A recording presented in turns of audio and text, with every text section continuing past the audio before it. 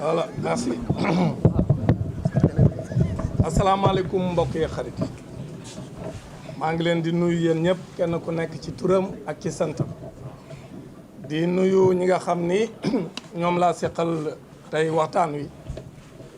di nuyu l'ensemble des directeurs généraux yi nga xam si ñun ñoo seq waxtaan wi tey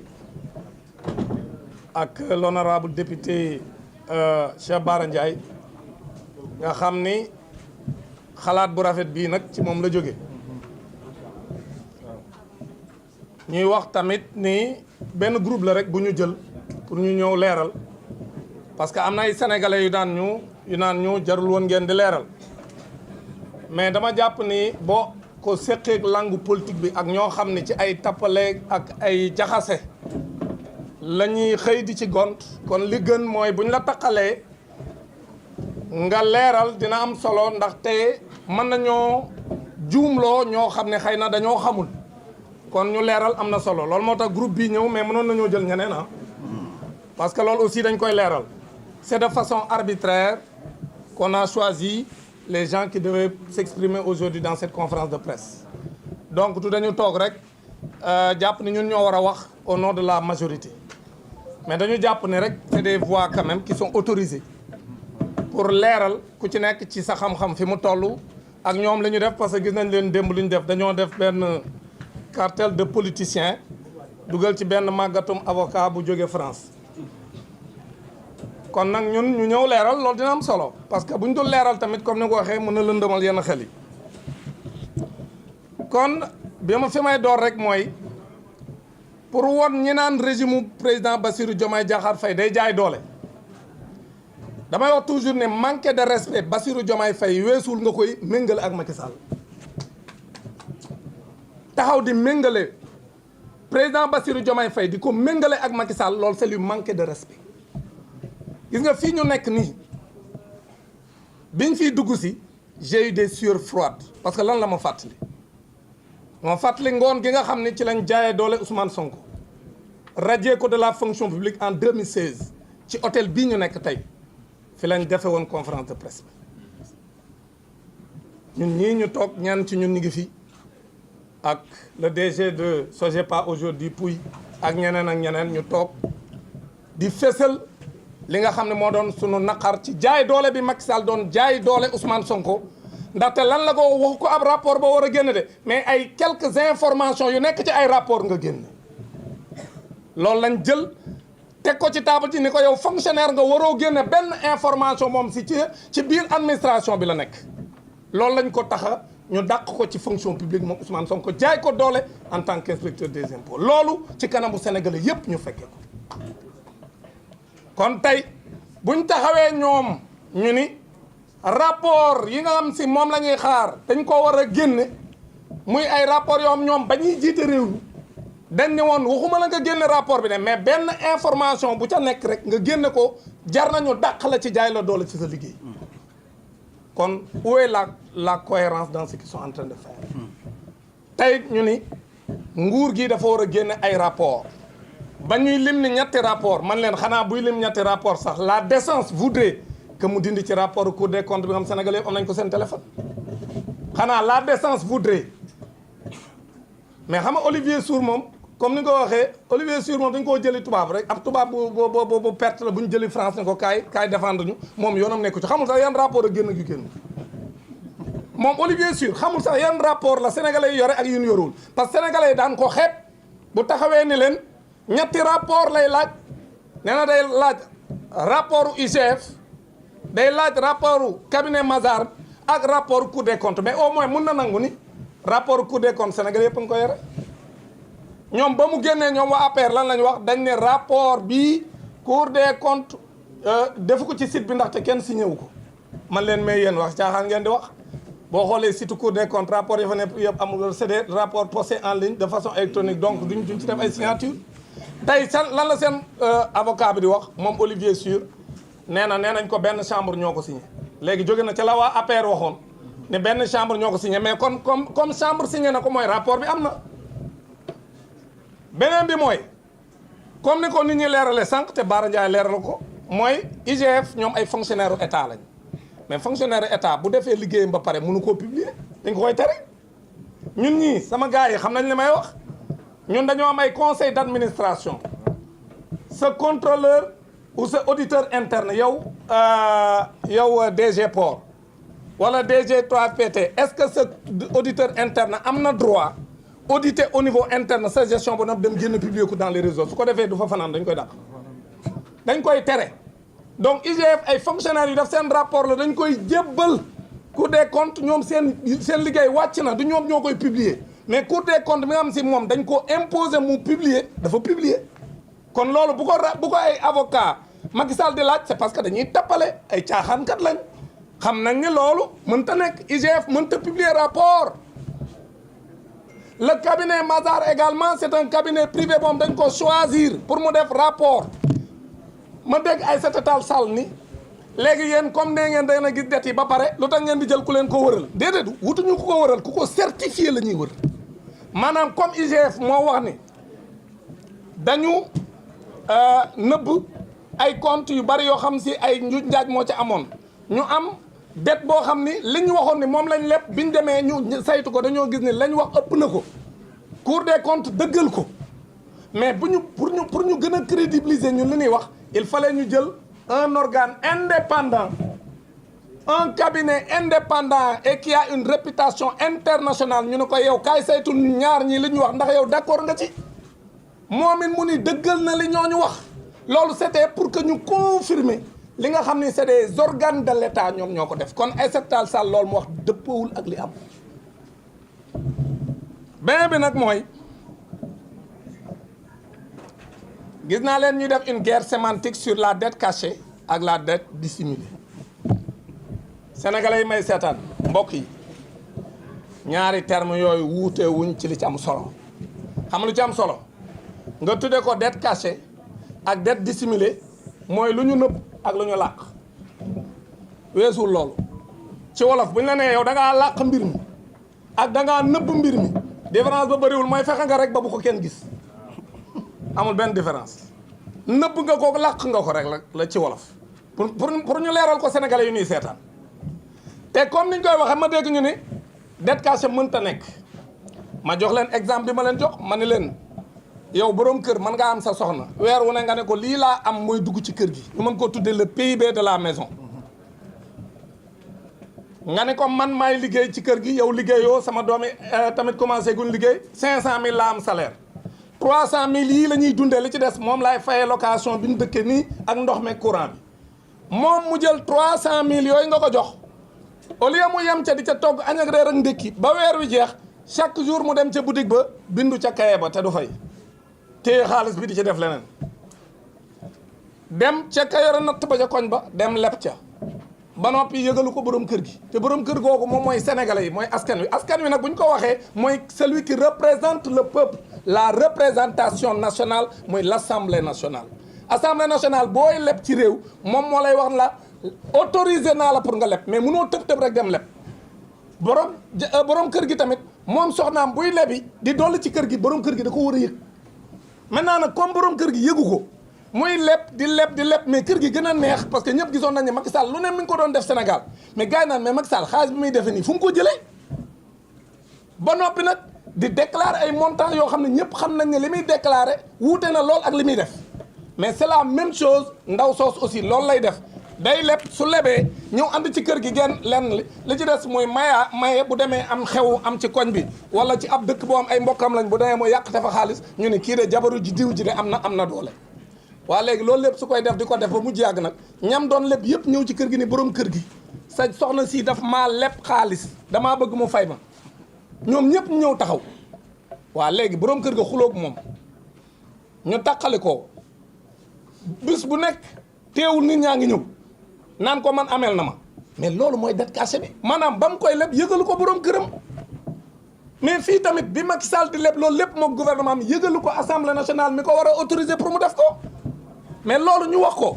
am ñu ne waruñu koo wax mais jàpp naa ne nit booy jiite am réew da nga leen a war a wax dëgg loolu moo tax régime bii wax nit ñi dëgg dire la vérité aux Sénégalais dire la vérité à tous ceux qui sont les bailleurs wax ñi nga xam ñoom ñoo doon lebal Sénégal xaalis fan la sunu bor toll parce que loolu mooy tax transparence am loolu mooy tax ëllëg bu ñu demee ba bëgg a def ay changement ñu mën a xam fan taxawaay la ñuy am mais suñ ko nëbboon sénégalais yi ñun régime bi ñu dem ba ci benn jamono sénégalais yi découvrir ko mën nañoo wax sax ni leen li ñun ñoo ko fi anti kon nag loolu moo tax régime bi jël ay responsabilités wax li nga xam moo ci am. maintenant aujourd'hui li ñëpp seetlu mooy jël nañ Olivier Sur ñu ne ko demal Sénégal nga tuur leen lëndëm parce que en réalité man guleet ma gis koo xam ne kenn toppagu la ngay jëlee ay avocats yi lay défendre mais Macky Sall kenn toppagu ko mais léegi yow ku moom xar mi rek nga bàyyi buum gi ne non non man sàccu ma ko Macky Sall kenn neewagu ko fii bii yoon nga jëm wala bee yoon nga jëm kenn interpellé gu ko léegi kon kañ ngeen moo sa gis koo xam day jël ay avocats yu koy défendre alors que moom kenn toppagu ko pour nga jël ay avocats yi lay défendre da ngay moo tax am na ku ne ma avocat yeeg war a tontu ma ne ko yan avocat Macky Sall kenn toppagu ko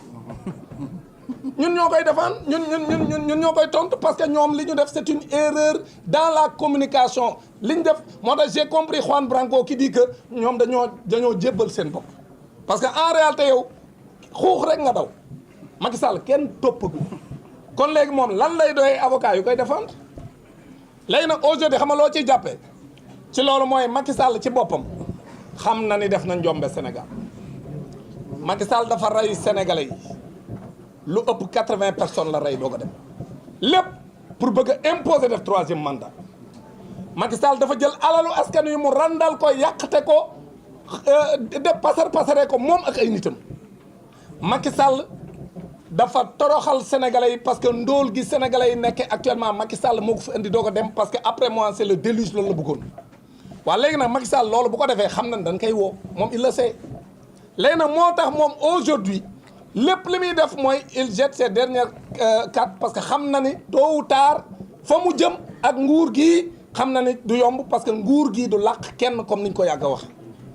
waaw léegi nag aujourd'hui quand Macky Sall est dans cette situation donc mu ñëw ni day jël Olivier Sur ma wax sénégalais yi di leen il a toujours été l'avocat du diable Olivier Sur di Blaise Compaoré rayé ki nga xam ne référence la en Afrique Thomas Sankara moom mii bokk na ci ñi nga xam ne ñoom ñoo ko doon défendre et il a perdu donc c'est un avocat boo xam ni chasseur de prime la li ko intéressé mooy ñëw ñu jox ko ci millions parce que xam na ne Macky Sall ak régime moom yore nañ ay milliards comme ni ñu koy waxee ñun tout le temps c'est des opposants milliardaires dafa ñëw pour lekk wàllam ci milliards yi bala ñu leen a jàpp Olivier Sur dafa ñëw lekk wàllam ci milliards yi bala ñoo jàpp gars yi parce que man li ma gëm mooy Macky Sall dañ ko war a jàpp parce que loolu la Sénégalais yi bëgg boo génnee ci mbedd mi dañ naan la lu ngeen di xaar pour jàpp Macky Sall ak njombe li mu fi def yëpp mënta toog ca Marrakech di noncer suñuy milliards dañ ko war a indi ci réew mi te pour la première fois ma gis ko xam ne yow nee nga da ngay ñëw défendre sa bopp mais na ñëw défendre boppam ci Sénégal il n'a qu'à venir au Sénégal ñëw défendre boppam moom Macky Sall bu dee li muy wax dëgg la ci moom bu dee deful dara lan lay ragal na ñëw Sénégal ni fi cëpp daal di wàcc AIBD ñëw taxaw ni moom day ñëw défendre ànd ak ay avocats ak ay politiciens yi ànd ak moom mu ñëw ni day défendre lu tax Macky Sall mënul def loolu man su ma déggee ñu naan Macky Sall est l'opposant le plus dangereux pour le régime man leen bala ngay nekk un danger pour le régime da ngay ñemee ñëw ci réew mi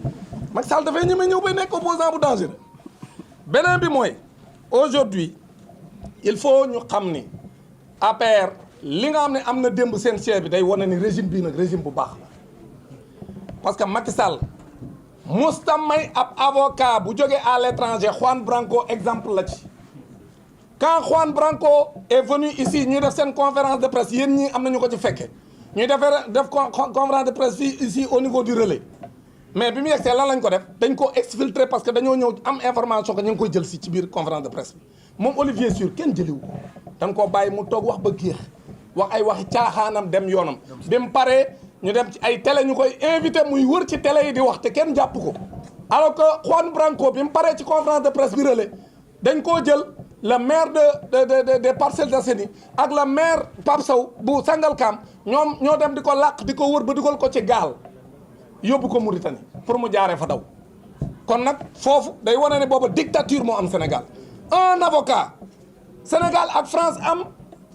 loo xam convention la seen biir ba avocat bu nekk France am na droit plaider fii avocat bu nekk fii Sénégal am nga droit plaider France léegi Juan Branco am droit ñëw Sénégal plaider pour Ousmane Sonko ñu ñëw xañ ko yamuñu ca ñu dem di ko dàqi ba Mauritanie dem kar ko andi ko tëj ko fii Rebeuss ba noppi nag toroxal ko fii ci Rebeuss. mais est-ce que ñun def nañ loolu Olivier Sur dañ ko bàyyi mu wax lu ko neex wax ba géex dem yoonam loolu rek wan na différence entre le régime du président Bassirou Diomaye Diakhar Faye et le régime du président Macky Sall bokkuñu ku leen di tëkkale da nga am kon Olivier Sur ce qu'on doit lui dire c'est qu'il comprenne que le Sénégal n'est pas une république bananière que nous ne sommes pas une république de complexés. Il y a un changement de paradigme au Sénégal et que le Sénégal aujourd'hui est dirigé par des hommes et des femmes qui sont fiers d'être sénégalais, qui n'ont aucun complexe envers l'Occident, qui n'ont aucun complexe envers la France. C'est ça que Olivier Sur doit comprendre. Qu'aujourd'hui, si on l'a pris pour être un sorcier blanc, pour venir nous rappeler que nous étions donc des colonisés, que cette époque est révolue et qu'il y a un changement de paradigme et qu'à la tête du pays, nous n'avons pas des laquais, mais que nous avons des gens qui comprennent les enjeux du monde et qui veulent un respect pour le pays et qui sont fiers d'être sénégalais et qui veulent construire un État moderne, un État souverain, un État prospère et un État juste. C'est ça que nous sommes en train de construire dans ce pays. C'est ça qu'Olivier Sur doit comprendre. Que s'il pense qu'il peut manipuler les Sénégalais et s'il pense que ce complexe qui a toujours existé entre le colon et le colonisé, que ce complexe-là continue à exister au Sénégal, c'est parce qu'il ne comprend pas. Il faut lui dire que le pays a changé. Et les arguments qui sont avancés par Olivier Sur, parlant de rapports cachés, en disant que tous les rapports n'ont pas été divulgués, c'est parce que Olivier Sur ne dit pas la vérité. Ces arguments sont tirés par les cheveux. Encore une fois, il n'y a aucun rapport caché. Ce qu'il y a aussi, c'est qu'on a respecté tout ce qu'on a comme réglementation dans ce pays depuis 2012. Quand il y a un changement de régime, il faut auditer les comptes. Et on a audité les comptes. L'inspection générale des finances a produit son rapport. Ensuite, la Cour des comptes, ça a été certifié par un cabinet privé, le cabinet Mazars. Aujourd'hui, le FMI, qui est l'organe qui peut, en dernier ressort, infirmer ou confirmer, vient de confirmer qu'il y a eu de la dette cachée au Sénégal. C'est ça qui est important et le débat est clos. Parce que si vous vous rappelez bien, les gens de la paire, quand on a commencé à parler de dette cachée, avec un niveau d'endettement assez élevé, où on parlait de 119% du PIB, ils avaient dit qu'ils attendaient le rapport du FMI. Mais aujourd'hui que le FMI a tranché le débat, au lieu d'accepter quand même, parce que le FMI, vous pensez que le FMI va trancher le débat alors qu'il n'y a pas de rapport? Au contraire, c'est sur la base de ces différents rapports et qu'ils ont éprouvé, qu'ils ont décidé quand même d'avoir une opinion claire. Et l'opinion du FMI, c'est qu'effectivement, il y a eu de la dette cachée au Sénégal. Donc encore une fois, nous les Sénégalais, nous devons être fiers. Nous devons être fiers d'avoir un régime qui dit la vérité au Sénégal. Nous devons être fiers d'avoir un régime qui est aux côtés des populations et qui est là pour servir quand même de transition pour montrer que ce qui s'était passé ces 12 dernières années-là sous Macky Sall, ça ne va plus se passer dans notre pays. Et c'est ça qui doit nous rendre fiers. Quand nous,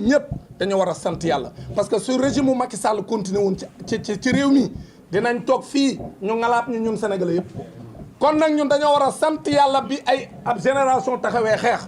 pour jëlee fii Macky Sall parce que Macky Sall su fi kon ne woon nekk musiba dinañu dal kon nag li nga xam ne moo am mooy ñoom ils sont dans la manipulation ñenn ci ñoom dañoo tiit parce que Macky Sall ak ñoom àndal xam nañ ni parce que ña toogoon ca table ba wër Olivier Sur yëpp xam nañ ni buñ defee la ñu war a def ñoom ñëpp ci kaso bi leen jëm Macky Sall ci kaso bi ñu nekkoon ci wër table ba tamit ñoom ñëpp ñu bari ci ñoom ci kaso bi léegi nag man li ma gëm mooy l'APR dañ ko war a dissoudre APR dañ ko war a dissoudre APR dañ ko war a dissoudre parce que lu tax mooy pick-up yi doon rey sénégalais yi siège APR lañ doon jógee di dem ci mbedd yi di tiire ci kaw sénégalais te loolu ñun ñëpp teg ngeen seen bët manipuler nañ fi police ni ko defloo ko conférence de presse seen alliés yi nekk en France ñoo def conférence ñoom it def seen i émission daan ni effectivement loolu police Sénégal bi wax ne manifestants yi ñoo doon reyante seen biir loolu du dëgg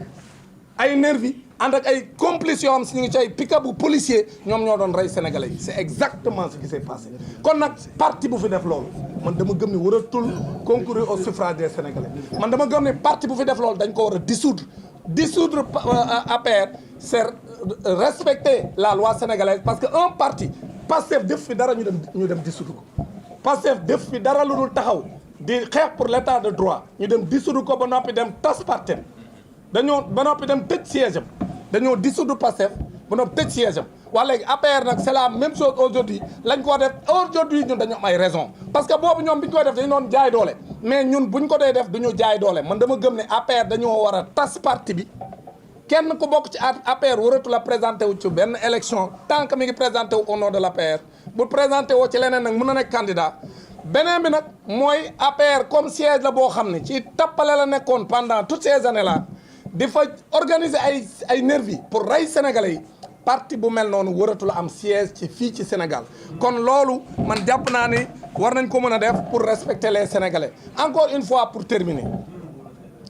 dañu bëgg a wax ni tey li ñu andi fii mooy leeral parce que su fekkente ni am na ñu naan waruñu ko woon a leeral jaru ko c'est parce que dañoo xamul li nga am ñoom ci lañ nekk seen i tappale léegi nag pour leeral lii li tax ñu def ko mooy encore une fois ñun amuñu benn intérêt am na ku ko fi wax dem di jël lu mat ñeenti junni ak juróom-ñetti téeméeri milliards yu teg juróom fukk muy 4850 milliards ñu naan dañuy dem naan ñun dañ koy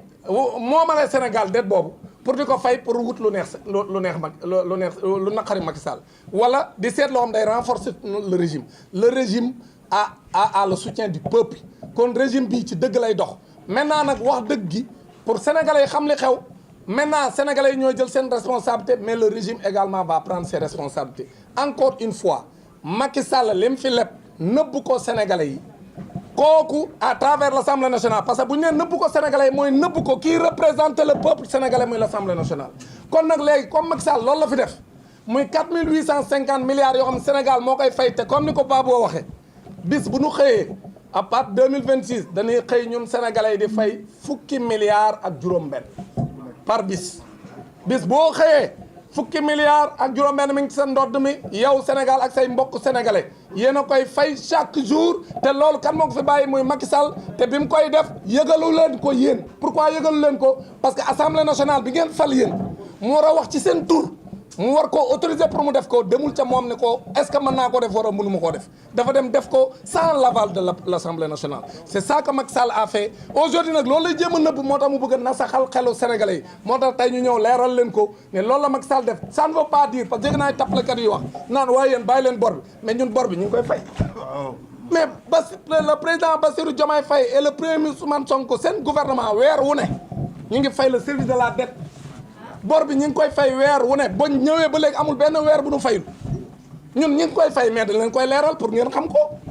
mais ñu wax leen ko ngeen xam ko loolu mooy dëgg maintenant nag teewul du ñu wàcc parce que ñun ñoo ko leb lu tax ñun ñoo ko leb mooy Sénégal moo ko leb mais nan la ko lebee ci tappalay Macky Sall ak ñi mu àndal kon nag lii mooy situation bi leen wax ni daal in 2 minutes yeah I will conclude I will conclude in English to say, because, sorry, please, 1 minute or 2 minutes. Yeah, I would like to conclude in English because they require me to speak English for 2 minutes. I would like to say that today we have called you, we have invited you in this press conference to tell you our opinion about what is happening in the country. As you all know, the debate in Senegal is what is called hidden debt or misreporting. You all know that in every country there are some rules. And in our country, if a government wants to borrow money, public money, they have to request the approval of the parliament. And what we have seen is the Senegalese parliament hasn't approved all the loans made by the regime of Macky Sall. So today, we have all seen that all the reports, they confirm that the outgoing regime, they have borrowed a lot of money that they have hidden to Senegalese people. And this has been confirmed by the by the IMF, which is the body that can confirm or inform. And today we have seen that they have brought here in Senegal a lawyer who, supported by politicians, they have come to Senegal to deny those loans made by President Sall and those loans which were hidden. And today we wanted to tell you that the regime has made all the reports public, especially the report of the Court of Accounts. And today we have seen that the regime of Macky Sall, they have hidden many debts to the people, meaning to the populations. And even though they try to deny, they don't give reasons, or they don't give any relevant reason to say that they didn't borrow that amount of money. And we would like to tell you that the regime will disclose everything that they have done here. That's why today we are here to tell you that the regime of Macky Sall, they have hidden a lot of money, around 5,000 billion